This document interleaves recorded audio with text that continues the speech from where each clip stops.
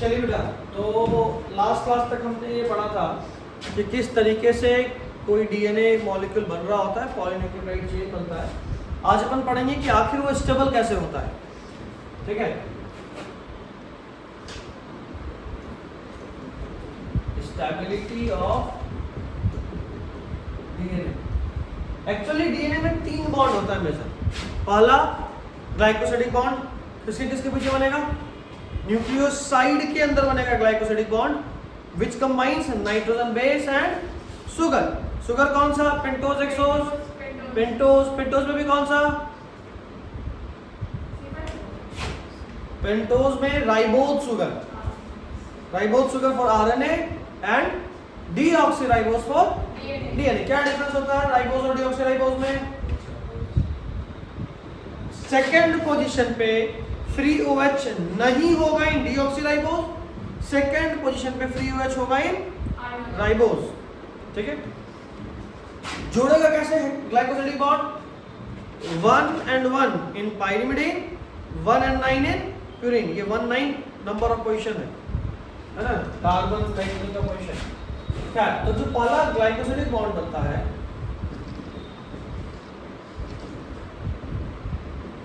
ये एक weak bond है। कैसा है?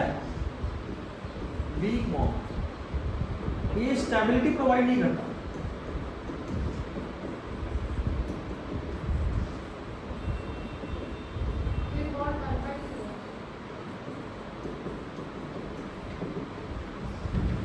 बॉन्ड बनता है उसको जोड़ने के लिए।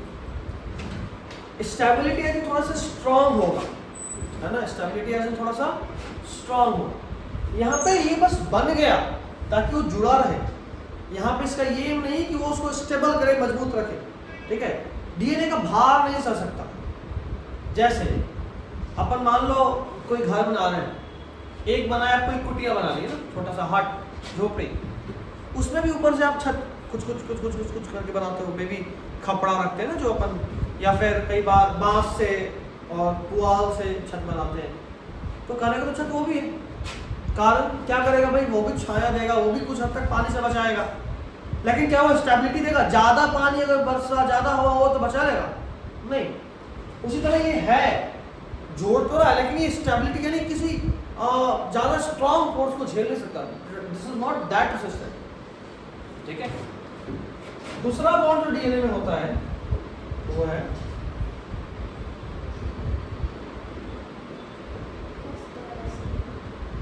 Phosphodiester bond. I guess phosphodiester और फॉस्फोएस्टर तो आपको समझ में आता होगा ना? ये स्ट्रॉन्ग बॉन्ड है,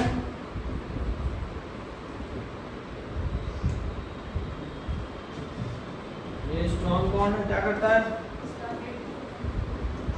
प्रोवाइड्स स्टेबिलिटी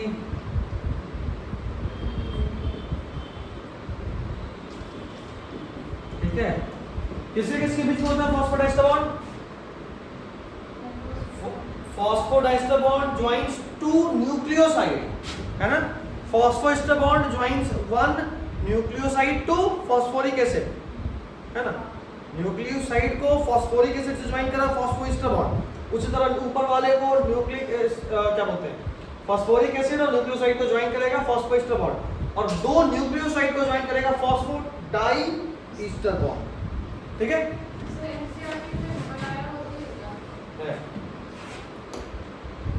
तीसरा जो बॉन्ड है अपना उसका नाम है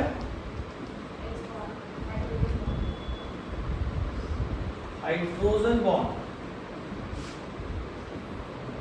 इसका क्या काम? Also provides stability, additional stability provide करता है डीएनए को। ये भी स्ट्रॉन्ग बॉन्ड होता है। कैसा बॉन्ड होता है? Strong bond. अच्छा, डीएनए में हमने पढ़ा है 2 तरह से नाइट्रोजन बेस होते हैं, या प्यूरिन होते हैं या पाइरिमिडीन होते हैं।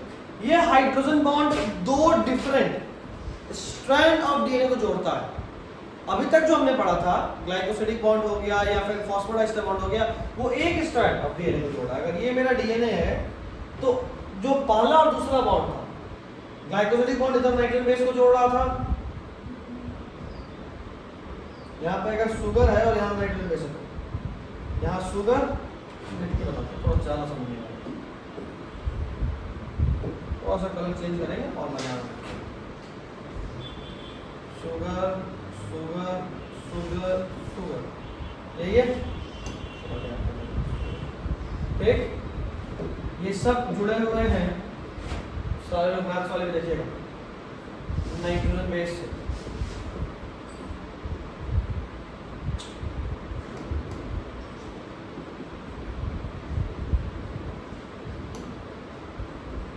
ठीक है, ये कौन सा बॉन्ड है जो भी हमने दिखाया?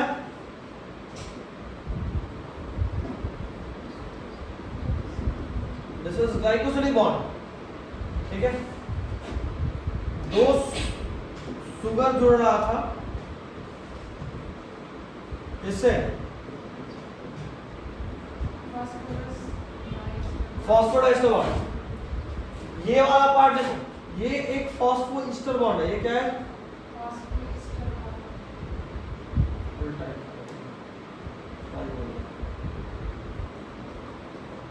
फॉस्फो ईस्टर बॉन्ड, ये है। तो ये भी एक फॉस्फोईस्टर बॉन्ड, ये भी एक फॉस्फोईस्टर बॉन्ड, दोनों को कंबाइन कर दो तो क्या बोलेंगे?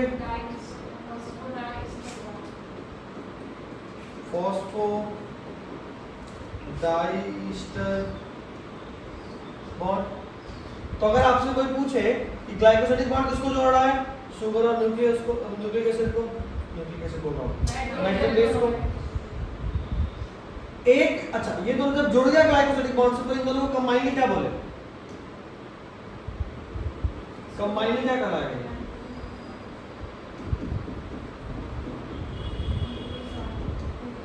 क्या कहलाएगा combinedly? Nucleoside. Sugar nitrogen base combinedly क्या कहलाया? न्यूक्लियोसाइड। एक न्यूक्लियोसाइड को फॉस्फोरिक एसिड से जोड़ने वाला बॉन्ड फॉस्फोईस्टर बॉन्ड। अच्छा, ये एक न्यूक्लियोसाइड है, ये दूसरा न्यूक्लियोसाइड है, दो न्यूक्लियोसाइड को जोड़ने वाला बॉन्ड फॉस्फोडाइस्टर बॉन्ड। अच्छा, अब जब अगर आप ऐसे बात करो, इनको बोलो तो इनको क्या बोलोगे? ये पूरा कहलाएगा एक साथ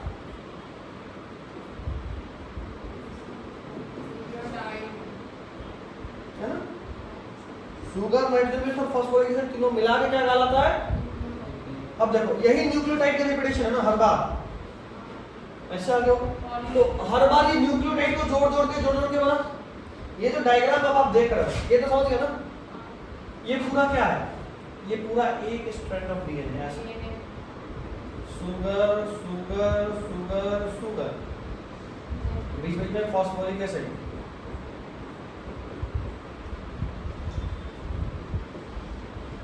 ये लाइन नहीं होगा, समझ में आ रहा है? शुगर फॉस्फोरिक एसिड से जुड़ा है। अंदर में क्या है?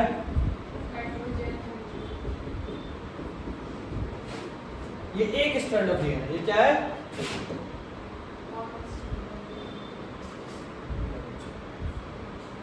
अब देखो, ये क्या है? एक स्ट्रैंड ऑफ डीएनए, ठीक। अब वैसा ही एक इधर भी होगा, नहीं होगा ना? और दोनों आपस में जुड़ेगा तो क्या बनेगा? डीएसडीएनए। तो यहां तक तो सब ठीक है। अभी तक हमने जो बॉन्ड बनाया, इसमें कहीं हाइड्रोजन बॉन्ड आया है? नहीं। अब यूज करते हैं हाइड्रोजन। सेम वही चीज, शुगर शुगर शुगर शुगर, चारों शुगर को जोड़ो इधर नाइट्रोजन बेस से,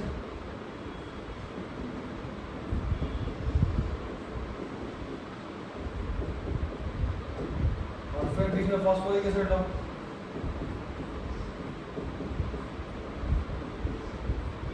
कोई दिक्कत यहां तक में? अब बारी लाते हैं दूसरे वाले चीज का। यहां तक तो सब ठीक है, ये हमने कुछ मिटाते नहीं है, ये आप भी आपको ड्रॉ कर लीजिएगा, one of the best diagram से समझाने की समझ है ना। हाइड्रोजन बॉन्ड इन दोनों को जोड़ रहा है ना? नाइट्रोजन बेस को, ठीक है, हाइड्रोजन बॉन्ड दो अलग अलग स्ट्रैंड के नाइट्रोजन बेस में को जोड़ता है और स्टेबिलिटी प्रोवाइड कर रहा है। एक और बात यहाँ समझने का है, और वो ये है कि नाइट्रोजन बेस तो दो तरह का था, प्यूरिन और पाइरिमिडिन। प्यूरिन डबल रिंग था कि सिंगल रिंग था? Double ring. पाइरिमिडिन कैसा था? Single ring. तो दो तरह का था। अब हम लोग पढ़े थे ए हमेशा टी के साथ जुड़ता है, सी हमेशा जी के साथ जुड़ता है। ए क्या है, प्यूरिन या पाइरिमिडिन? ए प्यूरिन है। और टी क्या है? पाइरिमिडिन। सी क्या है? तो जी क्या है? प्यूरिन। ए जी प्यूरिन था। तो अब सोचो ना, अगर अपन ऐसा बात कर रहे हैं, ए हमेशा किससे जुड़ रहा है? एक प्यूरिन है, दूसरा क्या है? पाइरिमिडिन। सी हमेशा जी के साथ जुड़ रहा है, सी क्या है? पाइरिमिडिन। जी क्या है? मतलब एक प्यूरिन और दूसरा पाइरिमिडिन हो रहा है। ये क्यों हो रहा है? उसके पीछे कारण है। कारण क्या समझो, ये डबल रिंग अगर मान लो ये प्यूरिन है, इफ इट इज प्यूरिन, तो ये कैसा होता? बना के दिखा रहे हैं, थोड़ा सा समझना, थोड़ा मुश्किल है बट लेकिन ऐसा होता। और प्यूरिन कैसा होता? ऐसा होता। अच्छा, अगर मान लो ये पाइरिमिडिन है, तो ये ऐसा और ये ऐसा। अगर प्यूरिन होता है, देख चुके एक प्यूरिन तो एक पाइरिमिडिन हो, अगर दोनों प्यूरिन हो जाते तो कैसा होता?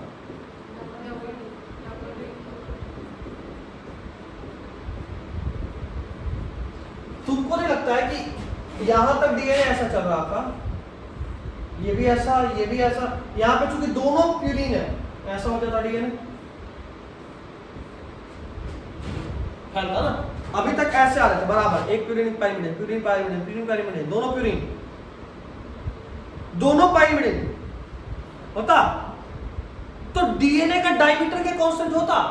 नहीं होता। लेकिन डीएनए का डायमीटर कांस्टेंट है 20 एंगस्ट्रॉम का, पढ़े अपन। तो ये कांस्टेंट क्यों है? क्योंकि हमेशा एक प्यूरिन एक पाइरिमिडिन से जुड़ रहा है।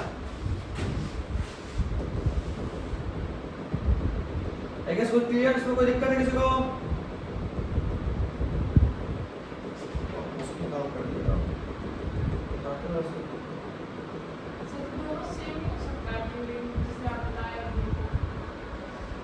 दोनों सेम नहीं हो सकता ना।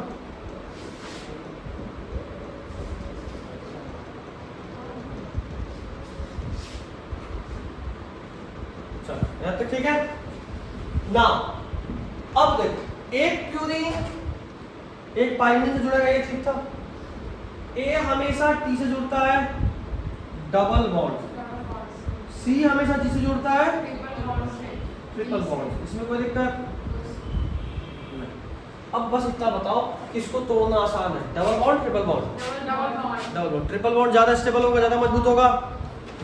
तो जिस डीएनए में ट्रिपल बॉन्ड यानी सी का नंबर या जी का नंबर ज्यादा है, अगर जी ज्यादा तो जाहिर सी बात है ऑब्वियसली सी भी ज्यादा हो जाएगा, क्योंकि एक तरफ सी दूसरे तरफ जी मिलना। तो जिस भी डीएनए में सीजी कंटेंट थोड़ा ज्यादा है, जिस भी डीएनए में सीजी कंटेंट थोड़ा ज्यादा है, वो डीएनए ज्यादा स्टेबल है। ठीक है। जिसमें सीजी कंटेंट कम है वो कम स्टेबल है। तो अगर मान लो ये ऐसे जुड़ा या तो डबल बॉन्ड से या ट्रिपल बॉन्ड से, ठीक है, डबल या ट्रिपल होता है। यहाँ नाइट्रोजन नहीं है, ये नाइट्रोजन बेस, और नाइट्रोजन बेस में नाइट्रोजन भी है, कार्बन भी, हाइड्रोजन भी है। तो गधा वाला काम मत करना फिर से कोई कि नाइट्रोजन है, एस क्या है भाई, सल्फर है, पी क्या है, फास्फोरस है, अलग ही चीज तुम निकाल दो। डीएनए का तो एकदम क्या बोले। चलो समझ रहे हो, ये नाइट्रोजन सल्फर नहीं है। एक काम करते हैं,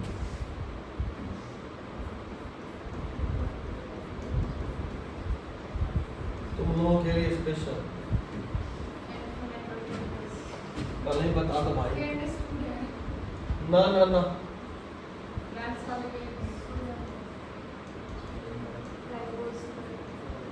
और एक और बचा क्या?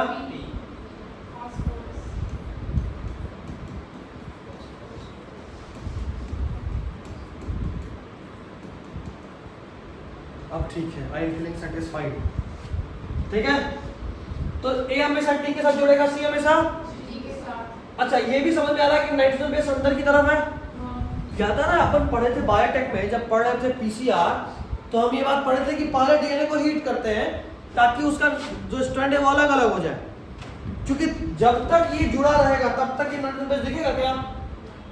इसको तोड़ेंगे, जब इसको तोड़ेंगे तभी ये दोनों स्ट्रैंड सेपरेट होगा, और जब ये सेपरेट होगा तभी एंजाइम इसको देख पाएगा कि कौन सा नाइट्रोजन बेस है, और तभी इसका कॉपी हो पाएगा। ठीक है, अच्छा, separation of strand of DNA on heating, क्योंकि इसको तोड़ने के लिए एनर्जी देना पड़ेगा ना, हीट से ही वो एनर्जी मिलेगा। तो separation of DNA strand on heating is called, एक नया चीज बता रहा हूं, उसको बोलते हैं मेल्टिंग ऑफ डीएनए। अगर आपने हीट करके डीएनए के दोनों स्ट्रैंड को सेपरेट करा, this is called melting of DNA. तो किस डीएनए को मेल्ट करना आसान है? जिसमें सीजी कंटेंट ज्यादा है या कम है? कम है। यानी अगर कोई बोले कि कोई एक डीएनए है जिसमें सीजी कंटेंट कम है, उसको मेल्ट करना आसान है। जिसमें सीजी कंटेंट ज्यादा उसको मेल्ट करना मुश्किल है। तो ये ध्यान रखना है, ये आप ड्रॉ कर लेना, हम थोड़ा सा और एक और बच्चे बता के निकलते हैं आगे। चलिए, दो साइंटिस्ट थे डीएनए के स्ट्रक्चर के, जब हमने इस स्ट्रक्चर का बात करा, ये स्ट्रक्चर कैसे मिला, हाउ डू वी नो? अच्छा, ये सीधा भी नहीं है, ऐसा भी नहीं कि एकदम सीधा है, ये कैसा ट्विस्टेड है ना, गोल घूम रहा है। तो दो साइंटिस्ट थे, वॉटसन और क्रिक, वॉटसन एंड क्रिक, दो साइंटिस्ट थे। इन्होंने डीएनए के मॉडल को प्रपोज करा था on the basis of X-ray diffraction. X-ray diffraction structure, इनके पहले दो और साइंटिस्ट थे, उनका नाम था, क्या नाम था? Wilkins and Franklin. Wilkins and Franklin. तो ये जो विलिकेंस और फ्रैंकलिन थे, इन्होंने पहले डीएनए पे एक्सरे डिफ्रैक्शन करके एक मॉडल प्रपोज करा। तो उससे जो डाटा मिला ना, विलिकेंस और फ्रैंकलिन मॉडल प्रपोज तो करा, लेकिन बकवास था, काम नहीं करा। विलिकेंस और फ्रैंकलिन पहले एक्सरे डिफ्रैक्शन मेथड यूज करे, एक डाटा जनरेट करे, लेकिन वो काम नहीं किया। उसके बाद उनके ही डाटा को यूज करके वॉटसन और क्रिक डीएनए का डबल हेलिकल मॉडल दिए थे। डबल हेलिकल मॉडल यानी दो स्ट्रैंड होगा और हेलिक्स के फॉर्म में ट्विस्ट हो रहा होगा, पूरा कंप्लीट 360 होता है, ओवरऑल 360 थोड़े होता है, और ज्यादा घूमता है, 360 360 कितनी बार घूमता है ना? तो करेगा मतलब कि विलिकेंस एंड क्रिक दिए थे double helical model of DNA on the basis of X-ray diffraction study result, जो भी था किसके द्वारा? फ्रैंकलिन, विलिकेंस एंड फ्रैंकलिन के द्वारा किया गया था। ये दोनों अलग-अलग साइंटिस्ट हैं। यस, दोनों मिलके भी कोई भी हो सकता है। हाँ, ठीक है। तो उसके बाद वॉटसन और क्रिक, दो अलग साइंटिस्ट थे, दोनों ने मिलकर उससे डीएनए का डबल हेलिकल मॉडल दिया था। इन्होंने कहा कि किसी भी डीएनए में amount of purine is equal to amount of pyridine. Purine क्या होता है? A प्लस जी। ए और जी का जो सम टोटल है, sum total of purine is equal to sum total of purine is equal to sum total of C plus T pyridine. ये क्या है? प्यूरिन दिस इज, तो sum total of purine is equal to sum total of pyridine. अच्छा, इसको ऐसे लिख सकते हैं, मैथमेटिक्स वाले बताएंगे। a plus G is equal to C plus T है, तो क्या ऐसा लिख सकते हैं अपन? a plus G by C plus T is equal to 1। कोई बड़ा मैथमेटिक्स है ही नहीं। ये 1 क्या है?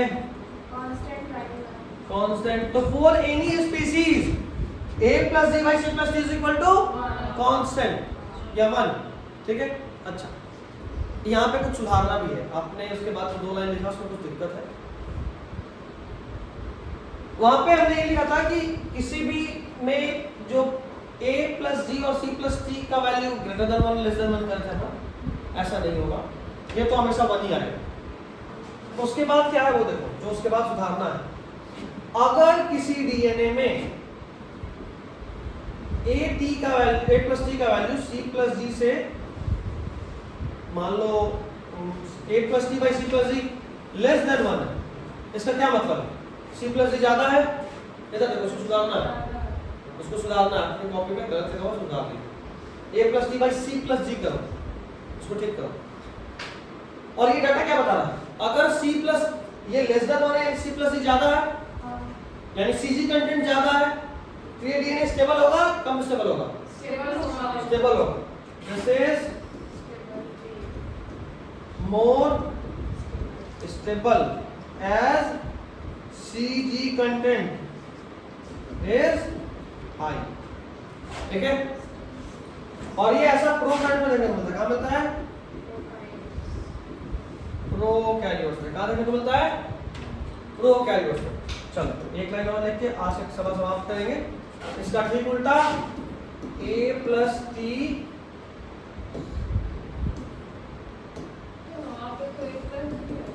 सुधारो। आप तो ये वाला थोड़ी लिखेंगे, तो फिर से 1 तो फिर छोटा है ज्यादा, थोड़ी कम है ज्यादा कैसे हो जाएगा? अगर ये 1 के बराबर है वहां लिख लिए तो फिर a plus G by C plus C कम कौन से ज्यादा है, कम कैसे हो सकता है? तो कांस्टेंट होगा। ये हम लिख रहे हैं at, क्योंकि a हमेशा t से कंबाइन करता है, c हमेशा g से कंबाइन करता है। ये हम देख रहे हैं at। अच्छा, इसको अगर सॉल्व करें a plus T is less than c plus G होगा, सॉल्व करने पे क्रॉस मल्टीप्लाई कर रहे हैं तो हाँ, तो वही तो दिखा रहे हैं a plus T is less than c plus G, वही मेरे को समझाना है।